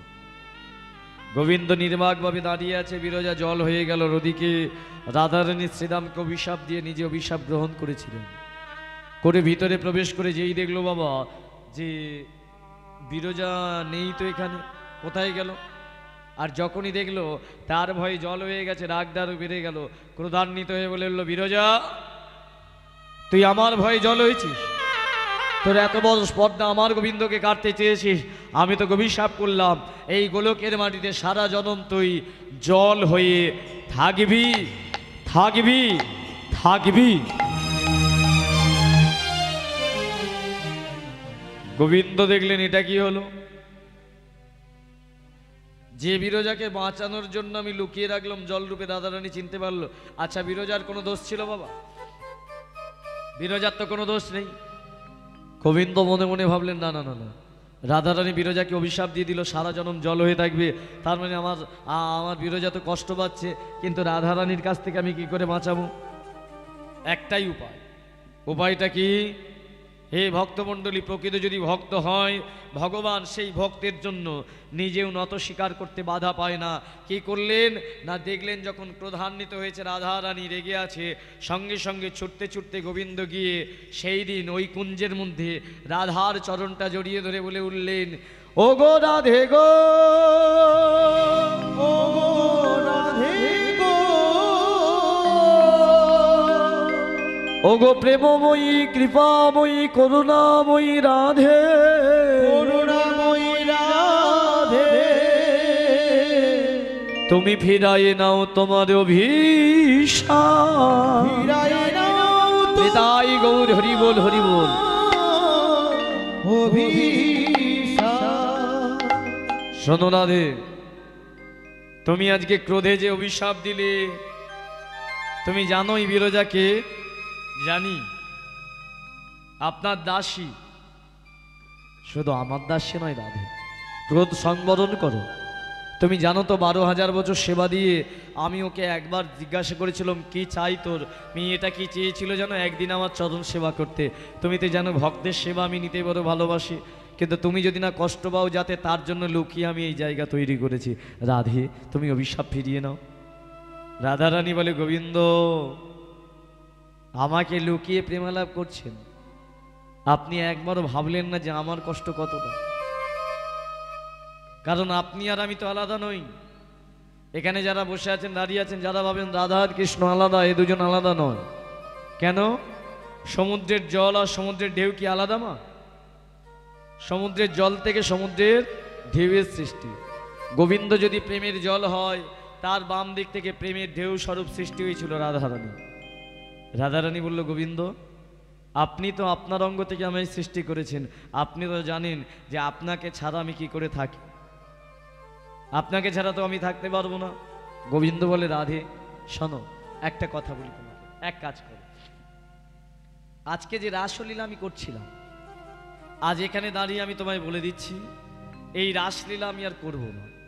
তবে এই রাসলীলা করব আগামী দাপর যুগে, বৃন্দাবনের মাটিতে, এই বিরজাকে নিয়ে করব না। সেদিন তুমি এবং তোমার ব্রজগোপী থাকবে, কারণ আজকে যে দাড়িতে আমার দাঁড়িয়ে আছে, এই দাড়িদের রাখবো না, কোনো পুরুষের অধিকার থাকবে না, একমাত্র তুমি এবং তোমার গোপীরা, তোমার সখীরা, তাদের নিয়ে আমি রাসকেলি করব। তোমায় কথা দিলাম, তোমার মন্দ-বাসনা পূর্ণ হবে, তোমার কষ্ট দূরে যাবে, তুমি শুধু বিরজা থেকে অভিশাপটা দূরে করে নাও। বিরজা বলে উঠল, গোবিন্দ তাই যদি হয় তাহলে আমি একটা কথা বলতে পারি, অভিশাপ তো ফেরাতে পারবো না, মুখের কথা ফেরানো যায় না। তবে হ্যাঁ, আমি বিরজাকে আমি আশীর্বাদ করছি, ওরে বিরজা তোর জল রূপটা থেকে দুই ভাগ হয়ে যাক। এক ভাগে আমার অভিশাপে জল হয়ে যেমন আছিস থাক, আর এক ভাগ পুনরায় পূর্বের বিরজা রূপ ফিরে পা। এক ভাগ জল হয়ে রয়ে গেল বাবা, আর এক ভাগ বিরজা মানুষ হয়ে উঠে দাঁড়ালেন। আর যেই দাঁড়িয়েছে বাবা, গোবিন্দ দেখতে পাচ্ছে বিরজা চরণটা ফের জড়িয়ে ধরেছে। গোবিন্দ আপনার অশেষ করুণায়, অশেষ কৃপায়, রাধারানীর কৃপায় আমি যখন মানুষ হয়েছি, আমাকে কৃপা করে একদিনের জন্যই আপনার চরণের দাসী করুন। ওই চরণের সেবায় আমি করিব আপনা, আমার মনের আশা পূর্ণ করব, হে গোবিন্দ দয়াল হরি তুমি দয়া করো। গোবিন্দ মনে মনে ভাবছে বিরজা তুই জল থেকে মানুষ হলি, আর মানুষ হওয়ার পরে সেই আমারই চরণ চাস? বলে হ্যাঁ। ভগবান ভাবলো না না না, তাহলে একে পরীক্ষা করি আরো, দেখি এর চরণ পাওয়ার কত, এর নিজের ইচ্ছে। এই বিরজা শোন, আমি তোকে বলেছিলাম আমি তো স্বামী হব। বলে হ্যাঁ, কিন্তু বলেছিলাম কি এই জন্মই হব? বলে মানে? বলে শোন, আমাকে স্বামী রূপে পেতে গেলে, একদিনের জন্য চরণ সেবা করতে গেলে এই সত্য যুগেই তোকে এখনো 2 বার জন্মগ্রহণ করতে হবে, আর 2 জন্ম পরে আমি তোকে আমার চরণ দেব। তবে শোন, 2 জন্মই তুই যদি ভজন সাধনা করে আমার কাটাতে পারিস। বিরজা বলে 2 জন্ম কেন, 2 লক্ষ বার জন্ম দাও, ক্ষতি নেই, কিন্তু কথা দিতে হবে তুমি আমার স্বামী হবে, কারণ জন্মটা তো তুমিই দেবে, যে কুলেই দাও কোনো ক্ষতি নেই। ভগবান বলে তাই নাকি? ঠিক আছে। তাই হে ভক্তমণ্ডলী, 4টে জন্মের মধ্যে প্রথম জন্ম সমাপ্ত করে সত্যযুগে এই বিরজাকে 2য় জন্ম দিল। একটা পর্বত ছিল সত্যযুগে, পর্বতটার নাম হলো কলিন্দ পর্বত। কি বললাম? ক লয়স্বই দন্তের নয় দ। কলিন্দ পর্বতের কন্যা রূপে পাঠালো 2য় জন্মে, মেয়েটার নাম হলো কালিন্দী। কয়াকার লয়স্বই দন্তের নয় দয় দীর্ঘই।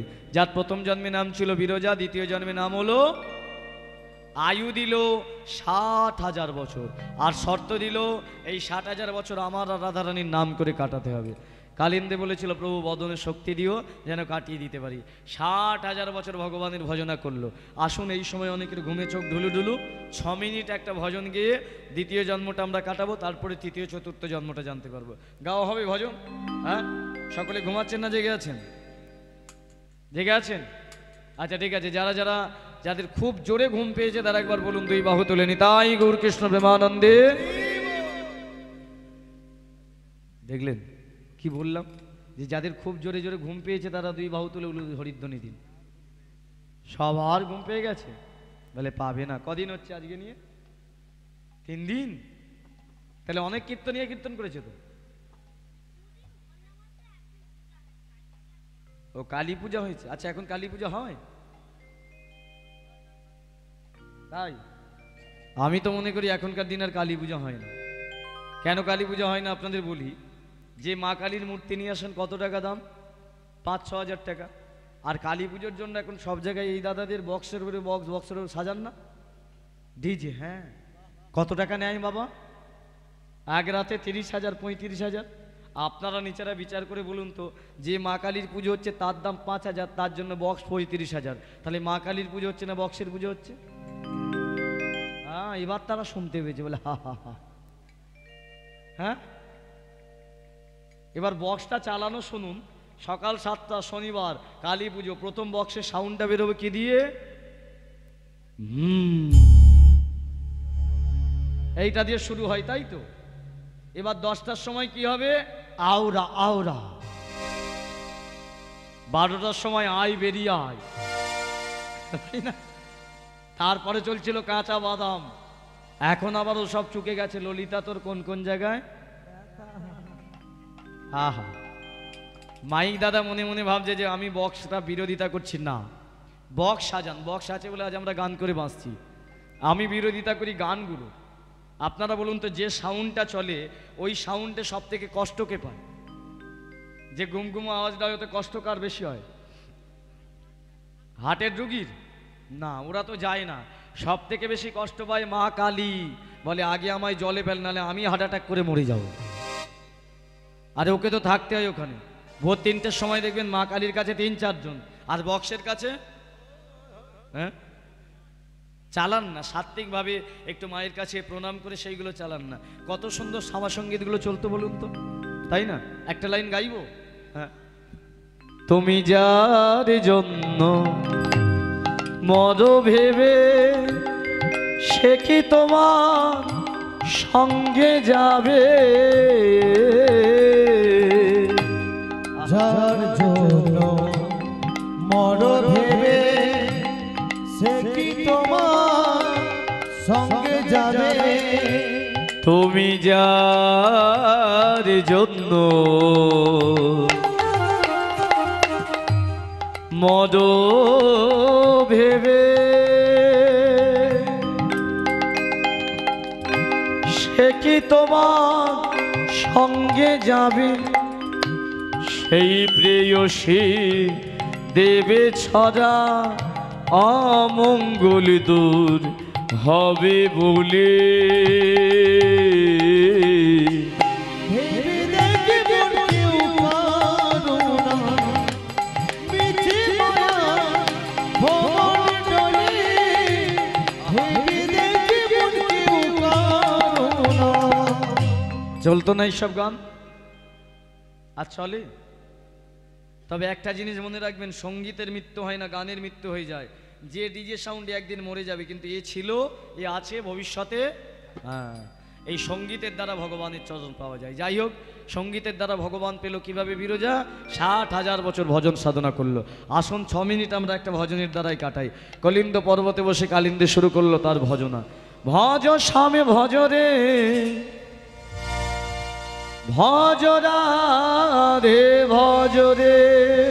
সকলে মিলে করতালি উলুধ্বনি হরিধ্বনি হরি বল হরি বল।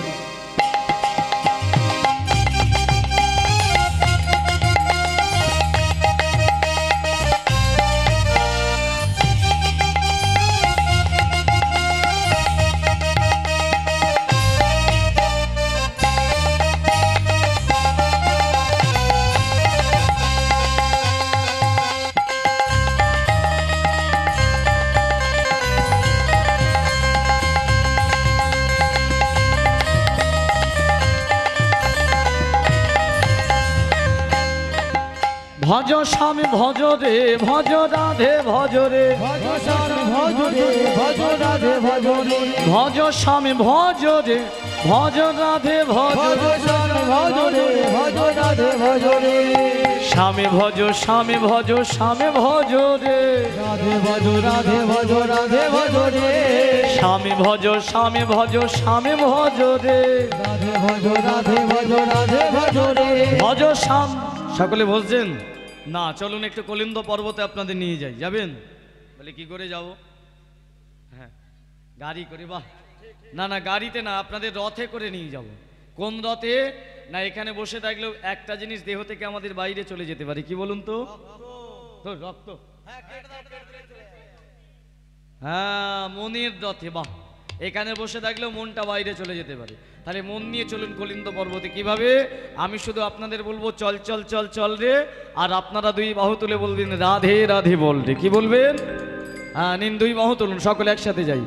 চল চল চল চল রে, চল চল চল চল রে, প্রেম ভোরে বলে রে, উচ্চ ঈশ্বরে বলে রে, নেচে নেচে বলে রে, জয় রাধে জয় রাধে রাধে রাধে বলে রে, রাধে গোবিন্দ রাধে রাধে বলে। রাধে রাধে রাধে বলে রে, রাধে গোবিন্দ জয় রাধে রাধে বলে রে। নেচে নেচে বলে রে, বাহু তুলে বলে রে, দাদা বলে বলবো না রে। হ্যাঁ, এরা বলে কি ঘুম পেয়েছে রে। আচ্ছা মায়েরা বাবারা যে কজন আছে একবার করতালি দেবেন বা জয়ধ্বনি দেবেন রাধার নামে, আর বাবারা যারা আছেন কৃষ্ণের নামে। দেখি এরপরে তো রাস আছে, এখন থেকে প্র্যাকটিস করে নিন। ওরে বাবারে, ওকে, হারাতেই হবে ওদের, তাই তো? একদম টার্গেট নিয়ে আছে। দেখি তোর গলার জোর কত। বাবা, এরকম বক্তব্য ভালো। যাই হোক, মায়েরা একবার 2 বাহু তুলুন তো দেখি। প্রথমে মায়েরা বোনেরা, হ্যাঁ, জোর করে দেবেন। বলিয়ে রাধা রানী কি। এদিকে কে জয় দিল? এটা তো ঠিক হলো? আমি তো ওদেরকে বলেছি, বলুন আমাদের সাথে জোরে দেবেন। আচ্ছা ঠিক আছে, মায়েরা আর একবার নিন তো। বলিয়ে রাধা রানী কি। আচ্ছা, একটুখানি বেড়েছে। যাই হোক, যা বড় মাঠ। ঠিক আছে, আপনারা নামান। এই তোল এবার, বাবারা দাদারা কাকারা যে যেখানে আছেন তুলুন। এমন জয়ধ্বনি দিতে হবে যেন এদের কানে 4 দিন তালা লেগে থাকে, সেই রকম ভাবে। মান সম্মানের ব্যাপার। যারা দূরে দাঁড়িয়ে আছেন, হ্যাঁ, উঠে দাঁড়িয়ে একদম বলিয়ে ভগবান কৃষ্ণচন্দ্র কি জয়। বাবা, ও একাই জিতে দিয়েছে। জয়ধ্বনি দেখলে এত জোরে হলো কি করে? গলার তেজ। আপনারা বোকাই রয়ে গেলেন। এটা মাইকে হলো তো? হ্যাঁ, আচ্ছা, মাইক ছাড়া আমাদের গলার জোর দেখুন কেমন আছে। হ্যাঁ মাইক ছাড়া, ওর গলার জোরে একারই দেখবো, আরো যে কজন আছে মায়ের আর একবার নিন তো দেখি, দুই বাউল তুলুন, বলিয়ে রাধা রানী কি। অনেকটা বেড়েছে। এই এবার মাইক ছাড়া আমাদের জিততে হবে। বাবারা দাদাবারা যেখানে আছেন যেখানে তুলুন, হ্যাঁ কাকারা মাইক ছাড়াই, বলিয়ে ভগবান কৃষ্ণচন্দ্র কি। না মাইকে কে দিল? আমি দিয়েছি না। এই তোর পাড়া তুই বুঝে নে। মাইকে হয়েছে? হরি বল হরি বল। যাই হোক আমরা সকলেই সমান। এই এদিকে দেখ, ওদের যদি বলি ওরা কম বলেছে তাহলে কোথায় যাবার সময় আমার গাড়িতে কাঁচে ঢিলি মেরে পালিয়ে যাবে। ঠিক আছে, সবাই সমান। তার থেকে নিন আপনারা সকলে মিলে একসাথে বলবো, চল চল চল চলে রে রাধে রাধে বলে রে, এমো ভোরে বলে রে, উচ্চ ঈশ্বরে বলে রে, নেচে নেচে বলে রে, জয় রাধে জয় রাধে রাধে রাধে বলে রে, রাধে গোবিন্দ রাধে রাধে বলে। রাধে রাধে রাধে বলে রে, রাধে গোবিন্দ জয় রাধে রাধে বলে রে, রাধে রাধে রাধে বর্ষানে বালি রাধে, রাধে রাধে রাধে বর্ষানে বালি রাধে, রাধে রাধে রাধে বর্ষানে বালি রাধে, রাধে রাধে রাধে বর্ষানে বালি রাধে, রাধে রাধে রাধে বর্ষানে বালি রাধে, রাধে রাধে রাধে বর্ষানে বালি রাধে। সকলে মিলে একবার প্রেমানন্দে দুই বাহু তুলে, ভজ স্বামী ভজ রে ভজ রাধে ভজ রে, ভজ স্বামী নিতাই গৌর হরি বল, ভজ স্বামী ভজ রে ভজ রাধে ভজ রে, কালিন্দী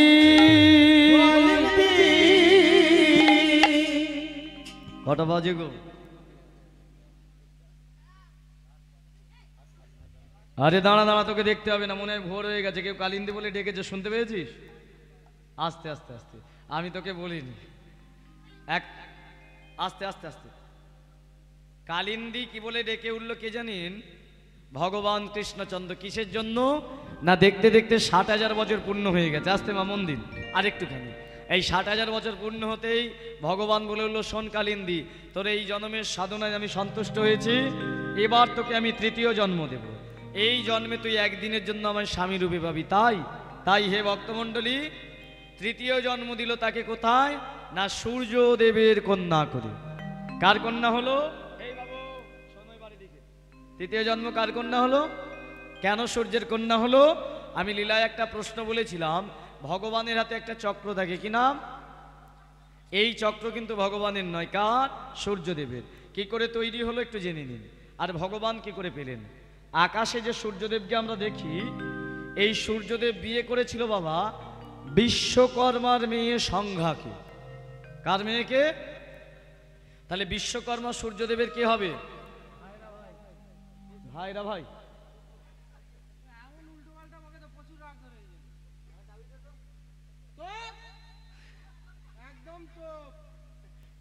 আচ্ছা সত্যি কথা বলুন, বিশ্বকর্মার মেয়েকে সূর্যদেব বিয়ে করলো, বিশ্বকর্মার সূর্যের ভাইরা ভাই হবে?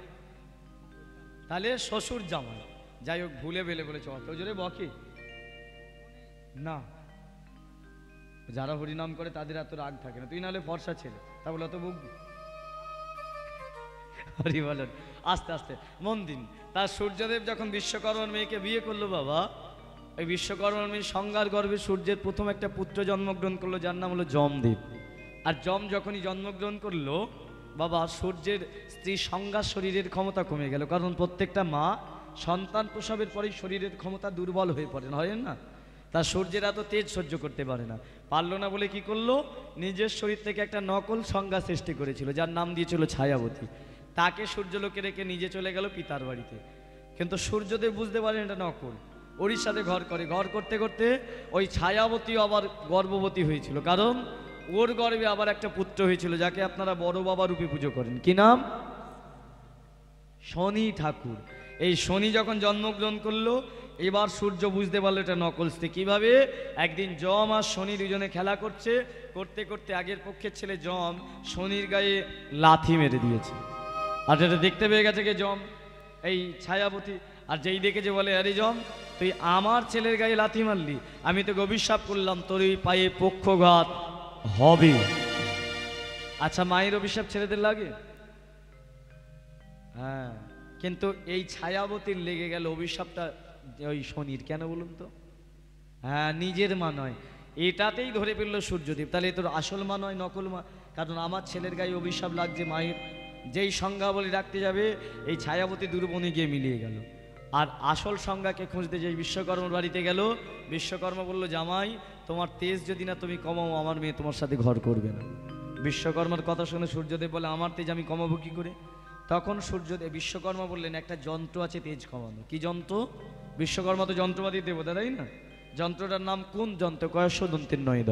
সেই যন্ত্রতে বসালেন সূর্যকে, বাহু দিয়ে ঘোরালেন, সূর্যের শরীর থেকে 12 ভাগ তেজ কমলো, আর 12 ভাগ তেজটা চক্র হয়ে ঘুরতে লাগলো। সূর্যকে সুন্দর দেখতে চক্রটা সুন্দর হলো। সুন্দর হলো বলে বিশ্বকর্মা চক্রটির নাম দিলেন সুদর্শন চক্র। যাও জামাই, নিয়ে চলে যাও, মেয়ের তেজ, তোমার তেজ কমে গেছে, মেয়ে ঘর করবে। এবার যেই চক্র নিয়ে চলে এলো, এবার ভগবান ভাবলেন ওই চক্রটা আমায় নিতে হবে। কি করে নেবে? এই দ্বিতীয় জন্মের কালিন্দীকে তৃতীয় জন্মে চক্র নেবার জন্য ওই সূর্যের ঘরে পাঠালেন। কোথায়? সূর্য তেজে সংজ্ঞা গর্ভে জনম লোভিল, সূর্য তেজে সংজ্ঞা গর্ভে জনম লোভিল, কালী পূর্ণ হলে সংজ্ঞা কন্যা প্রসবিল, কালী পুত্র হলে সংজ্ঞা কন্যা প্রসবিল, হইল অপূর্ব কন্যা তৈলক্য মোহিনী, হইল অপূর্ব কন্যা তৈলক্য মোহিনী, স্বামী বন্যা চন্দ্রাননী কুরুঙ্গ নয়নী, সাবনা চন্দ্রামণি কুরুঙ্গ নয়নী। দেখো কন্যা রূপে জন্ম হলো, এই তো লীলা প্রকাশ ওই সূর্য লোক মাঝে আজি, কন্যা রূপে জন্ম হলো, ওই সূর্য লোক মাঝে মুখে হরি হরি হরি বলে তাই গৌর হরি বল। সূর্যলোকের মাঝে মুখে হরি হরি হরি, সূর্যলোকের মাঝে মুখে হরি হরি হরি। ওই না কোন রূপে জন্ম হলো, কোন রূপে জন্ম হলো, কোন রূপে জন্ম হলো। তাহলে তৃতীয় জন্মে কার কন্যা হলো মা? কার কন্যা হলো তৃতীয় জন্মে? সংঘার কন্যা। বাহ, আচ্ছা কতটা শুনেছেন, কার কি মনে আছে দেখি একটু প্রশ্ন করি। প্রথম, হ্যাঁ আচ্ছা মনে থাকবে, আমি যা যেভাবে শুনছেন মনে থাকবে, উত্তরগুলো দিন তো। আমি গোলকের পদ্ম ফুলের কতগুলো পাপড়ি বলেছিলাম মনে আছে? প্রথম জন্মে মেয়েটার কি নাম বলেছিলাম?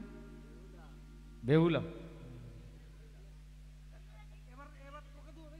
এই এই এই আর মারতে হবে না, অত রাগিস না। আচ্ছা তুই রেগে যাস, তুই বল কি নাম ছিল?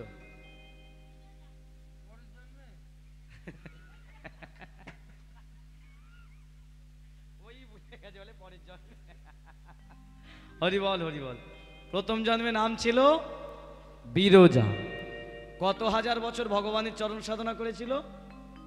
12,000 বছর। দ্বিতীয় জন্মে এই মেয়েটা কার কন্যা হলো? একটা পর্বতের। পর্বতটার নাম কি বলেছিলাম? কালিন্দী নাম হয়েছিল, কলিন্দ পর্বত। কলিন্দ পর্বতের কন্যা নাম হলো কালিন্দী। আয়ু কতদিন পেয়েছিল? 60,000। আর তৃতীয় জন্মে এই মেয়েটা সূর্যের কন্যা হলো। তৃতীয় জন্মে নাম হলো,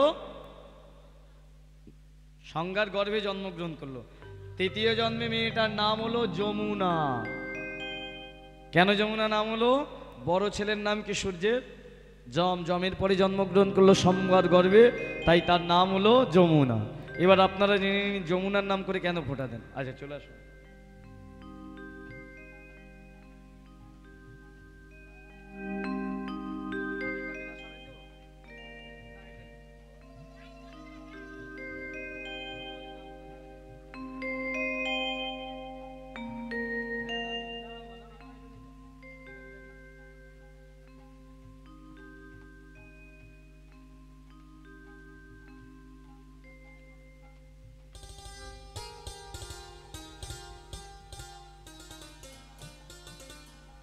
অপরাধ নেবেন না, এটা আমরা সবাই করে থাকি। দুর্গাপূজার সময় দেখবেন প্রত্যেকটা মা, শুধু ওই মা বলে নয়, যখন সকালে 11টায় পুজো দেন, অঞ্জলি দিয়ে 12টায় আসার পরেই এবার শুরু হয়ে যায় আপনাদের কীর্তিকলাপ। 1টার সময় প্রথম বলে, এই খোকা পুজোটা নিয়ে আয় না। 4টের সময় পুজো শেষ হবে, খোকা জানা একবার পুজোটা নিয়ে আয় না। আচ্ছা না, তোকে যেতে হবে না, তুই যা দেখাচ্ছিস তুই যা না। দেখবেন মায়েরা এটা বেশি করেন, করে না? জানা একবার পুজোটা নিয়ে আয় না, কেন কিসের জন্য নিয়ে আসেন? না না, যাতে ডালাটা আমার হারিয়ে যায়, তাই না? হরি বল হরি বল। যাই হোক, আসল কথায় ফিরে আসুন। তাহলে তৃতীয় জন্মে নাম হলো যমুনা। এইবার যমুনা নাম করে কেন আপনারা ফোঁটা দেন? একটাই কারণে বাবা, ওই যে যমের পায়ে ছায়াবতীর অভিশাপে পক্ষঘাত হয়েছিল না, এই যমুনা যত ধীরে ধীরে ধীরে ধীরে বড় হলো, আর বড় হবার পরে সে কি করতো? ভগবানকে পাওয়ার জন্য অন্তরে তার ভক্তি, আর সেই ভক্তির জন্য প্রত্যেক দিন গোবিন্দের চরণ থেকে একটু করে মাটির তিলক নিয়ে আসতো, নিয়ে এসে যমের কপালে দিয়ে মঙ্গল কামনা করতো ভাইয়ের জন্য। আর এই প্রার্থনা একদিন ভগবান শুনলেন, যমের পায়ের পক্ষঘাতটা ভালো হয়ে গেল।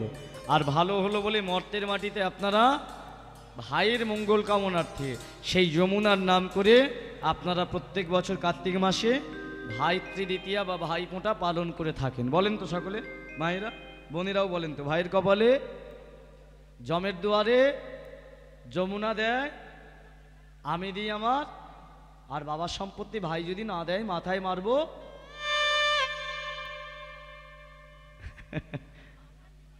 সবাই নেয় না, নিউ টাউনে যান না, যেখানে 1 কাঠার দাম 2 কোটি, বলে 1 কাঠা দে তবে 2 ফোঁটা দেব। ওরে বাবা রে, হচ্ছে না? এখন তো ভাই ফোঁটা সব গিফটের ব্যাপার। দিদি ক প্যাকেট মিষ্টি কিনলো আর ভাই কত দামি শাড়ি কিনলো, এটার জন্য ভাই ফোঁটা নাই। ভাই ফোঁটা মানে ভাইয়ের মঙ্গল কামনা করার জন্য। এর জন্য কত ভাই বোন ভাই ফোঁটা নেয় না জানেন? অর্থের অভাবে। এখন মডেলাইজেশন হয়ে গেছি আমরা, মডার্ন যুগ।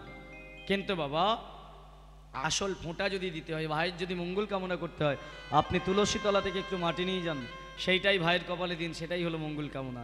দামি মিষ্টি নিয়ে, দামি তার জন্য গিফট নিয়ে, আর মন থেকে তার প্রতি ক্রোধ শুরু হয়ে যাবে পাওয়ার অভাবে, তাহলে ওটা ভাই ফোঁটা নয়, এটা জেনে রাখবেন। এই যমুনা ধীরে ধীরে ধীরে ধীরে বড় হলো, আর বড় হয়ে কি করলো? ভগবানকে পাওয়ার জন্য তৃতীয় জন্ম শুরু করলো সাধনা। চাই নাই আমি কিছু দয়া। আর 10 মিনিট আছে, আপনারা দল নিয়ে চলে আসতে পারেন। শুধু তোমায় চাই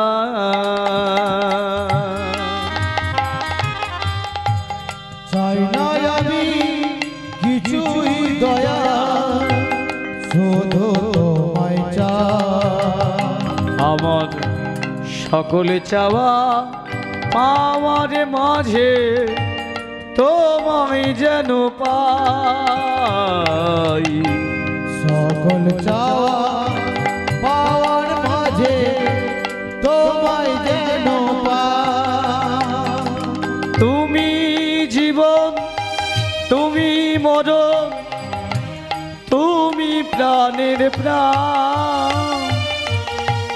এই জগতে তুমি প্রভু সর্বশক্তিমান। তুমি জীবন, তুমি মরণ, তুমি প্রাণের প্রাণ। এই জগতে চার মাঝে তুমি সর্বশক্তিমান। এসো হে, এসো হে, এসো হে, মম হৃদয় মন্দিরে।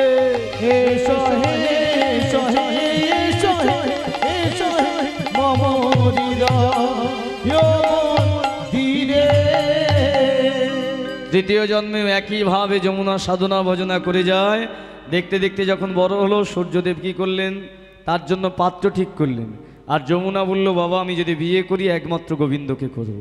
তখন সূর্যদেব কি করলেন? গোবিন্দর কাছে গিয়ে বলে উঠল, আমার ঘরে একটা কন্যা আছে, আপনার চরণের দাসী হতে চাই। গোবিন্দ বললেন, দাসী আমি করতে পারি, কিন্তু বিনিময়ে আমাকে যৌতুক দিতে হবে। ভগবান সূর্যের কাছ থেকে যৌতুক চাইল। কি চাইতে পারে বলুন তো? হ্যাঁ, তোমার সুদর্শন চক্র মোরে করো দান, মোরে করো দান। তোমার কন্যারে আমি করিব গ্রহ, আমার কন্যারে আমি করিব গো। হে ভক্তমণ্ডলী, অবাক হয়ে গেলেন সূর্যদেব। আমার ঘরে সুদর্শন চক্র জানল না, না উনি অন্তর্যামী সব জানেন। সেই দিন থেকে বাবা সুদর্শন চক্র ভগবান নিলেন, যমুনাকে ভগবান একদিনের জন্য বিবাহ করে স্ত্রীর মর্যাদা দিলেন। শেষ প্রশ্ন শুনে নিন, এই যমুনার চতুর্থ জন্ম কোথায় হলো, কেন নদী হলো? এই বৃন্দাবনে নদী হওয়ার পেছনে একটাই কারণ। কি কারণ? না দেখবেন গরিবের মেয়ের কোটিপতির বাড়িতে বিয়ে হলে হঠাৎ করে তার একটা জিনিস বেড়ে যায়, সেটা কি? এরও বেড়ে গেল অহংকার। ভগবানকে স্বামী রূপে পেয়ে অপমান করলো রাধা রানীকে, আর যেই অপমান করলো গোবিন্দ বলল, যমুনা কাকে অপমান করলি? যার আশীর্বাদে তুই জল থেকে মানুষ হয়েছিস, আর এই অপমানের জন্য আর গোলকে রাখবো না। তবে হ্যাঁ, আমাকে পাওয়ার জন্য তুই অহংকার করেছিস, তাই আমাকে পাবি তুই আরও একবার, এখানে নয়, এই গোলক থেকে তোকে চলে যেতে হবে। কোথায়? বৃন্দাবনের মাটিতে এই যমুনা নাম নিয়ে, আর জলটা একসঙ্গে হয়ে যমুনা নদী হয়ে বৃন্দাবনে তুই যমুনা নদী হয়ে প্রবাহিত হয়। তবে কথা দিলাম, 3 জন্ম ধরে তুই যে প্রেম দিয়েছিস, সেই প্রেমঋণ শোধ করবো কিভাবে? কংসের কারাগারে জন্মগ্রহণের পর যখন আমি পিতার মাথায় করে যাব বৃন্দাবনে, প্রথম তোর বক্ষ মাঝে ঝাঁপ দিয়ে তোকে করব আলিঙ্গন। বসুদেবের মাথা থেকে ভগবান শ্রীকৃষ্ণ পড়ে গেছিল, আর একবার তোকে মানব জন্ম দেব। কোথায়? বৃন্দাবনের মাটিতে। রাধারানী হবে বিশ্ববানু রাজার মেয়ে, আর তুই হবি তার কাকা দেববানুর কন্যা। চতুর্থ জন্মে তোর নাম হবে চন্দা বলি। কৃষ্ণ ভজনের প্রতিদ্বন্দ্বী হবি তোরা দুজন। প্রতিদ্বন্দ্বী মানে কি মা? বৃন্দাবনে চন্দা বলি আর রাধারানীর কোনোদিন মিল ছিল না, এর জন্য মান লীলা হয়েছিল। তাহলে যেই সত্যযুগের বিরজা, সেই হলো কালিন্দী, সেই হলো যমুনা, সেই হলো চন্দাবলী। 4টে রূপ বুঝতে পারলেন। আর অহংকারের জন্য বৃন্দাবনে নদী হয়ে আজও সে প্রবাহিত হচ্ছে। যে লীলাটা আজকে শুনলেন, এই লীলা থেকে শিক্ষা নিয়ে যান। সব কথা মনে রাখতে পারবেন না, একটা কথা মনে রাখুন, আমরা আমাদের পূর্বজন্ম কোথায় হয়েছিল জানি না, পরজন্মে কোথায় হবে জানে না, কিন্তু যমুনা জেনে গেল। কি করে জানলো? প্রতিজ্ঞা করেছিল। কি প্রতিজ্ঞা? মানব জন্ম পেয়েছে এমন তোমার চরণ সেবা করব, তুমি একদিন আমার কাছে নেমে আসবে। আর সেটা রাখলো বলেই ভগবান তাকে বারে বারে জন্ম দিল। আমরাও যদি প্রতিজ্ঞা করতে পারি, তাহলে আমাদের জন্মটা নিয়েও ভগবান ভাববে। কি প্রতিজ্ঞা করতে হবে? অহংকার করি আমরা, তোর বাড়ি যাব না, তোর ভিটে মারাবো না, তোর হাতে জল খাবো না, এটা নয়। সকলে এই কীর্তন শুনে হাত জড়ো করে বলুন যে হে গোবিন্দ, এই কীর্তন শুনে প্রতিজ্ঞা করছি, যতদিন চরণে বল থাকবে হরিবাসরে এসে বসবো, হাতে বল দেবে তোমার নামে করতালি দেব, কানে শক্তি দেবে তোমার নাম শুনবো, নয়নে দৃষ্টি দেবে তোমার চরণ দেখব, আর এই বদনে মুখে বল রেখে দিও, আমি যেন মৃত্যু শয্যায় শুয়েও শেষ সময় উচ্চ কণ্ঠে বলে যেতে পারি, নিতাই গৌর কৃষ্ণ প্রেমানন্দে হরি বল। এর থেকে বড় শিক্ষা আর কিছু নেই। সকলে ভালো থাকবেন, সুস্থ থাকবেন, আগামী দিন আরো সুন্দরভাবে আপনাদের কাটুক।